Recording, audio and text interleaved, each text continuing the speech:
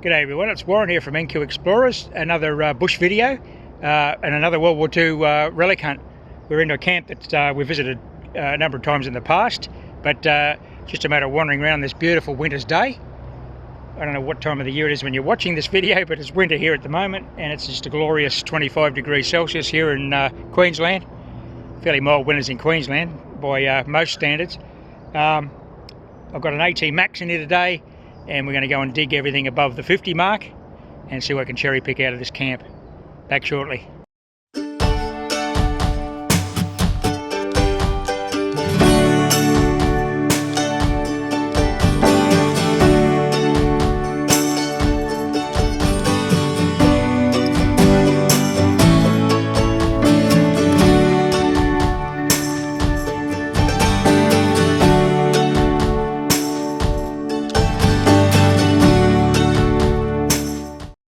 So today I'm using the Garrett AT Max, and on it I haven't got a stock coil, I've got a Nell sharpshooter. That's a 9.5 inch double D. Very, very good coil. Personally, I think that actually enhances the performance of the Max, which is a pretty high-end hot relic detector, and gold detector for that matter, if you run it in the right modes. Really makes a difference, this machine. You get tons of depth and great target separation with that coil. Well, here's my next target. I've already started the dig. It was a bit scratchy from the surface, but I've got a sort of a 77, 78 in the centre of that scrape. As you can hear, there's a bit of depth to that too, because the pinpointer's not on it yet. Well, it's one of those things where the target ID improves with depth. And I like this because there's a big root here and it seems to be under that root. That's always a good thing. It's not shallow modern rubbish, although there's very little of that in here.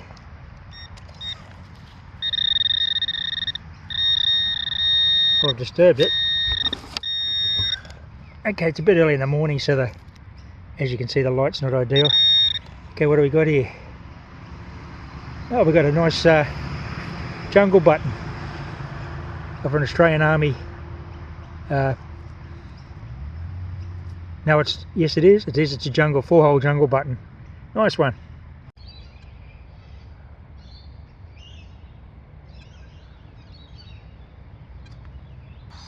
This one's only a 55 target ID, but it's well in the ground. If it was a shallow target, I probably wouldn't have worried about it too much, but this got a bit of depth to it. Could be a World War II relic. At 55, it's not going to be a coin or anything,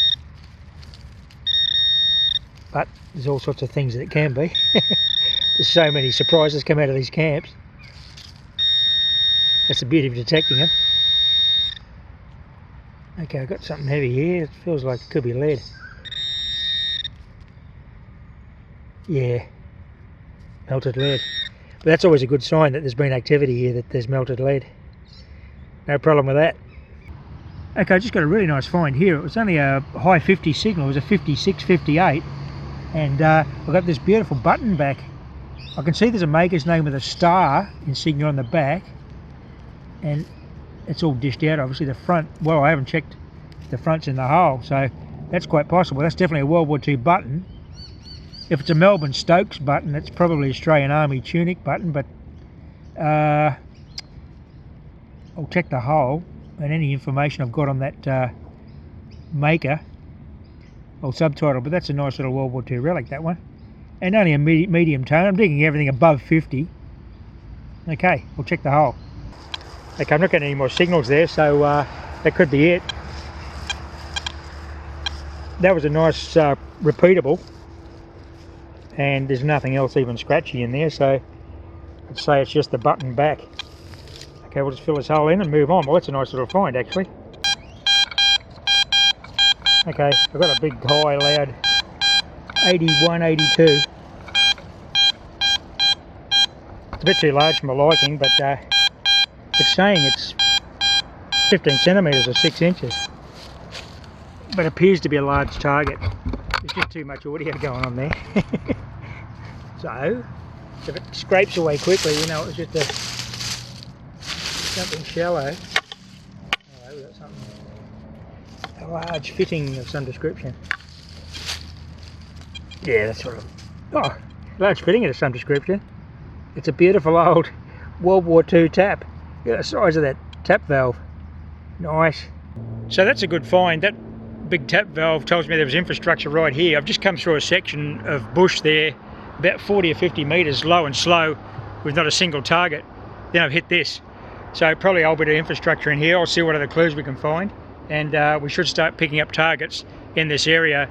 I've sort of wandered through a blank area of the camp into an area where there was obviously tents or a building with plumbing. So we'll have a crack around this little spot for a while before we move further to the north.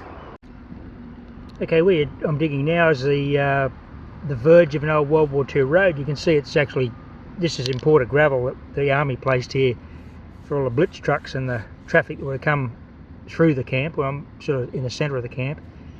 The natural ground's like a sandy granitic sand. This is not natural ground.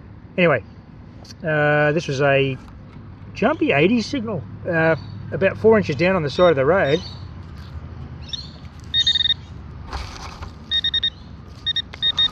It's in here somewhere. I've dug it out. It's only tiny.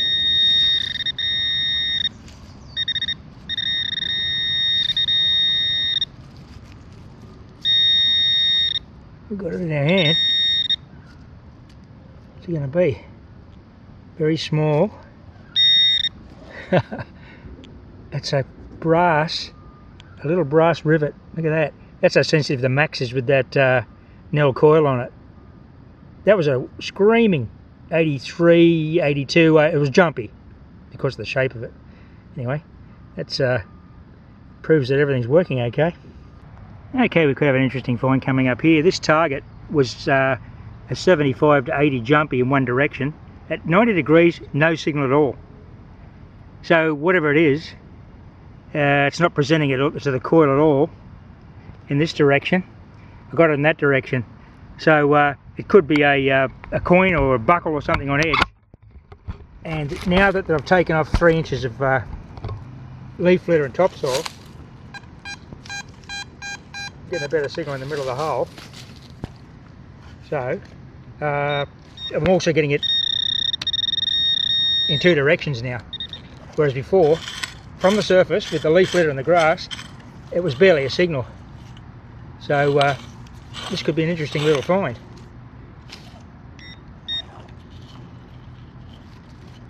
Okay, where's she gone? Did it come out?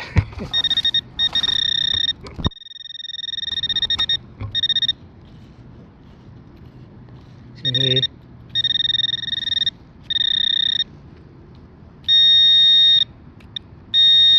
Got it in my hand somewhere. Okay, it's in this lump of dirt. What can it be? Well, look at that. That tiny little shard of brass. That's why there's only a signal in one direction. Super sensitive, this coil on this machine. Awesome. But I'm just going to circle around this way and down into that lower flat down there. There's a nice big log I can see about 60 metres away. We'll sit down there and have a bit of morning tea. Well, I'm just going to sit down for this reveal. Of course, the one target that I don't do a live dig on after you're seeing all those little bits of scraps of brass and things is an awesome target. This was a deep target. It was about 8 inches down. I've just seen the edge of the object in my mullet keep. Let's have a look together. As you can see here, we've got the round shape of a large button, I would suggest, with the shank. Look at that. Beautiful. That's in really good condition. I'm not going to play with it in the bush, but I think that's I'm pretty confident that's a US Army Great Seal coat button of the largest variety in the best of condition. It could be Dutch. I can't see any details at the moment. I really don't want to brush it. I'll just let it dry out a bit. Look at the milled edge on it, it's just beautiful. Shank's 90 degrees. There's the hole. So that was a mid to high 80s. It actually jumped to 90 at one point, so that's a lot of good quality metal in this, whoever it belonged to. That's not Australian Army, I'm pretty sure. I could be wrong, but not with a milled edge like that. Okay, I'll give it a really gentle clean here and see if we can identify it in the field. Otherwise I'll wait till I get home and just give it a gentle clean with a bit of soapy water and a toothbrush. I'm pretty sure that's the US Army Great Seal. Well, there it is. As it's dry, the dirt's fallen off it. It's just that granitic sand, as I was saying earlier. It's an absolute pristine World War II US Army Great Seal coat button. Probably have a great coat, but look at the size of that thing. You can see the eagle there. That'll just going to come up beautifully in the collection. I'm really happy with that one, and it was a deep dig. Fortunately, I didn't get it live for you guys to come along with me, but that's just awesome. I'm really happy with that. So I haven't got to the morning tea log yet, but we just might spend another 20 minutes here before we do that.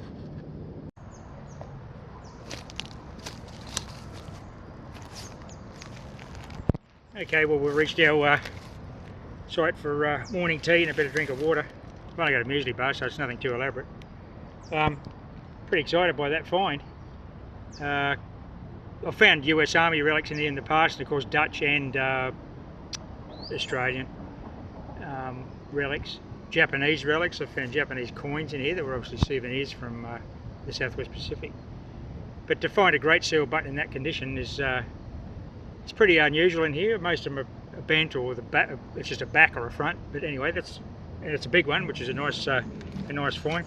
So we'll just have a bit of morning tea, and we'll wander back towards the south along this slope and see what we can ping in here.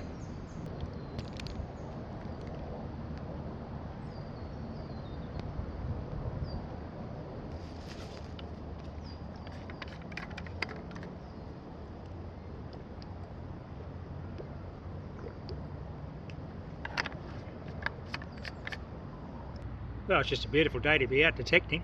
This is one of the great joys of the hobby, having a break in spots like this. And Colleen and I like doing these World War II camps for a number of reasons. One, we live close to a lot of them. They're abundant in Queensland. And two, we have direct family connections to World War II veterans. So it's a very relevant sort of type of detecting that we do. We don't do much in parks. We could go into the park all day and dig up coins, but that's not really our thing. We do quite a bit of gold prospecting and ghost town hunting from the 19th century sort of ghost towns. But there's a disconnect between us and the 19th century, obviously, but not so World War II. And even World War I, my great uncle served at Gallipoli with the 1st Battalion, went ashore at 0445 on the 25th of April 1915 at Gallipoli. I never met him. He passed away not long after I was born. So we do have World War I. I know I have World War I veterans, of course, on my mother's side of the family too. But World War II is very different. We grew up with, as many of you did, World War II veterans, fathers and grandfathers. So when we first went relic hunting in these World War II camps many moons ago, in a galaxy long ago and far away, it was pretty special to dig up a World War II relic, because all of a sudden, having known people that have been to World War II, here was a direct connection. I can dig up even just a humble coin, a penny, or a rising sun, or even a dog tag, and better, a direct connection to a World War II digger. And as you all know, that stoic generation seldom talked about their World War II experiences. My grandfather served in Papua New Guinea, or New Guinea. Colleen's father was a Brang gunner with the 51st Battalion. He served in Milwaukee. He saw quite a lot of combat, actually, and Bougainville. Now, I do have an interesting story to tell about Bougainville, where he was involved, the Porton Plantation disaster of 1945. I want to do a separate video on that, and kind of a historical video on what happened at Porton in 1945 with the Australian Army, with the 31st, 51st Battalion. But of course, we knew these people. We grew up with them. We respected them, and respected their experience and what that brought to us as a modern country. And so now I can go out here and dig up these relics that are directly connected to people I spoke to and I knew. That's not the case with the World War I relics or obviously the 19th century relics. They're wonderful relics. They're great pieces of Australian history, but I don't have a direct connection with them where I can say, wow, you know, my grandfather was here and he may have dropped this coin or something like that.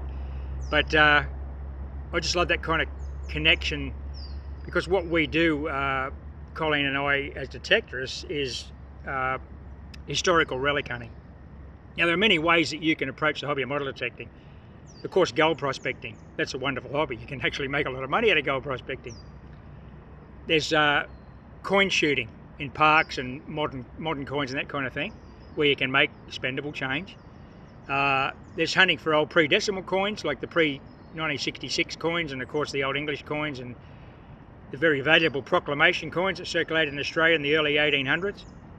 And then there's relic hunting. I mean, they're all associated with each other, and they cross over, of course, because you find relics in the goldfield, and I'm not going to find a gold nugget in here, but I'm coin shooting too. But to us, to me personally, I really need to have a historical connection with the relics and the site. It needs to make sense what I'm doing. Somebody to do a bit of research and then walk into a site and find something and say and prove that your research came good because you found a relic from that period. But I mean, that's just my thoughts on the matter. Everyone's got their own approach to the hobby, and relic hunting and metal detecting and gold prospecting, but really enjoy the World War II camps because the direct connection with people that we grew up when we were little children. We knew these people, we talked to them, and they had the real direct experience of World War II. Anyway, might keep wandering on, crank the max back up and head south.